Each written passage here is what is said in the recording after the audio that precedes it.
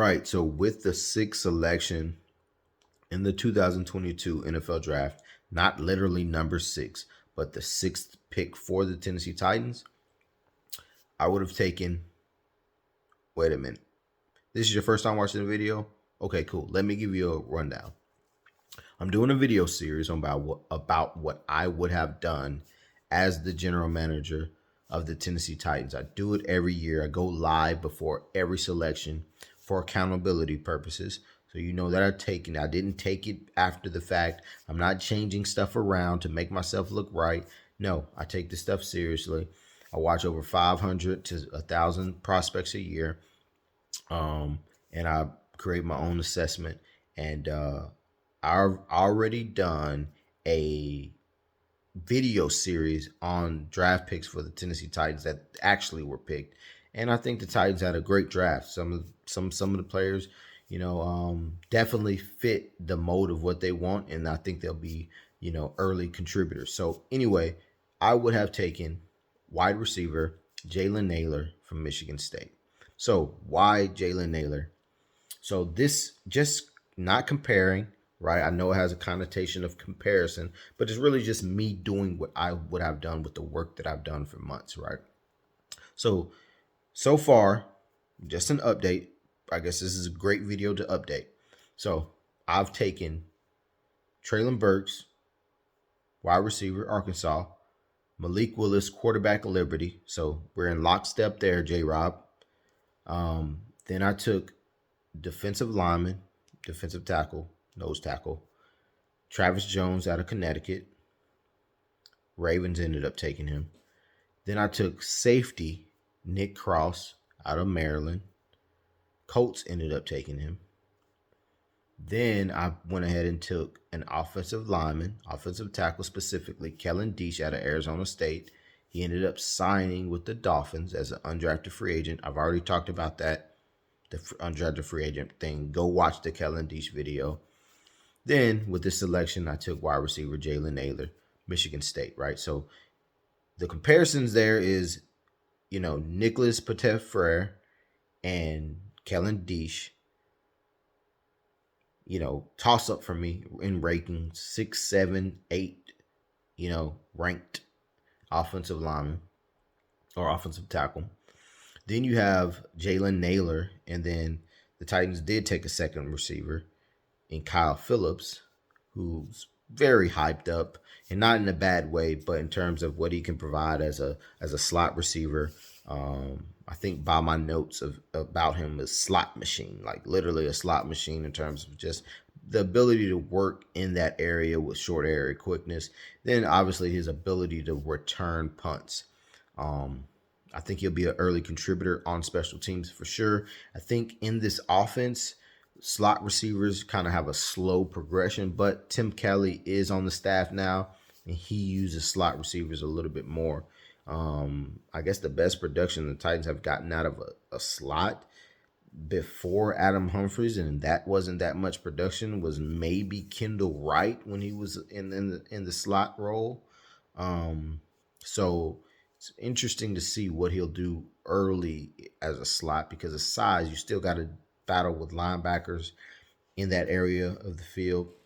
You got to be able to take hits, got to be able to block those guys. So that's what's kind of interesting for me, but definitely a returner. But Jalen Nailor, not as refined as Phillips as a returner. I don't want to compare, but I think it's a good starting point for this particular player because he does seem one-dimensional. But here's my point and my logic behind the pick. Not the route technician that Kyle Phillips is. Probably not the returner that Kyle Phillips is, just from a perspective of experience. But I will say this about Jalen Nailor. He's had to deal with some injuries. But his nickname at Michigan State was Speedy. His 40 doesn't support that, but the guy's a state champion in track in multiple meter ranges.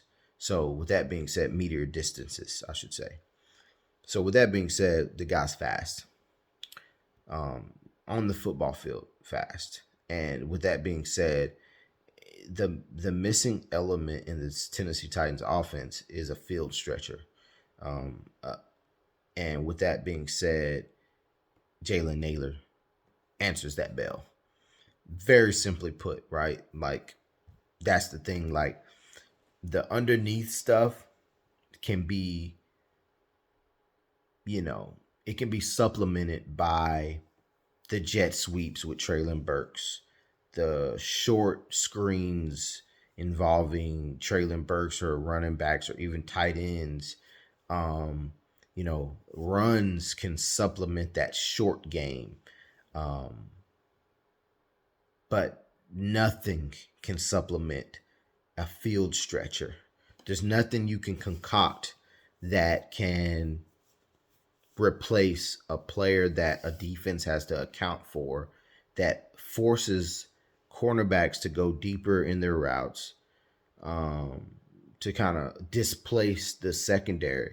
The safety has to play deeper. The safety has to shade over and help the corner because you got a guy that can actually spread and stretch the field. Jalen Nailor is not just a one-dimensional slouch either. I think people really labeled him that. Like, someone had him as, outside of their top 25 at receiver, or closer to like 30 or 40. And I had Jalen Nailor as a top 10 receiver in this draft class. As my process went, I will have to admit it did expand to, the top 15 role, because I started to really break down, slot guys. I really started to break down X's, boundary receivers, Y's, who's off the ball, and then I, started to think about the subset of just one-dimensional specialists. So it did expand to about 12 wide receivers, 15 wide receivers. But he was way high. He was, of all the top rankings that I saw, I was definitely highest on Jalen Nailor, and he got picked up by the Vikings. He got drafted by the Vikings, and I think that he'll fit in perfectly with what the Vikings are going to try to do. He's going to help a lot of players. He's going to free up a lot of space for Justin Jefferson, KJ Osborne, Adam Thielen. He's going to do great in that team, especially off of play action with Dalvin Cook and being able to hit him over the top. And that's really it. Like, good hands, good ability to adjust to the ball. Had a 3 touchdown game versus Rutgers. And it was all schemed. So that means that you go into a game plan. This is what I love about it, is you go into a game plan. He knows that he's getting the ball on these plays in these situations. He didn't drop the ball. He caught the ball and he made moves and he scored. He's a gamer. And I really like that about Jalen Nailor. And I think that's who I would have taken. And I thought he will fit well with the Titans. I think Kyle Phillips will fit well in the Titans as that second receiver taken in this draft class. That's who I would have taken.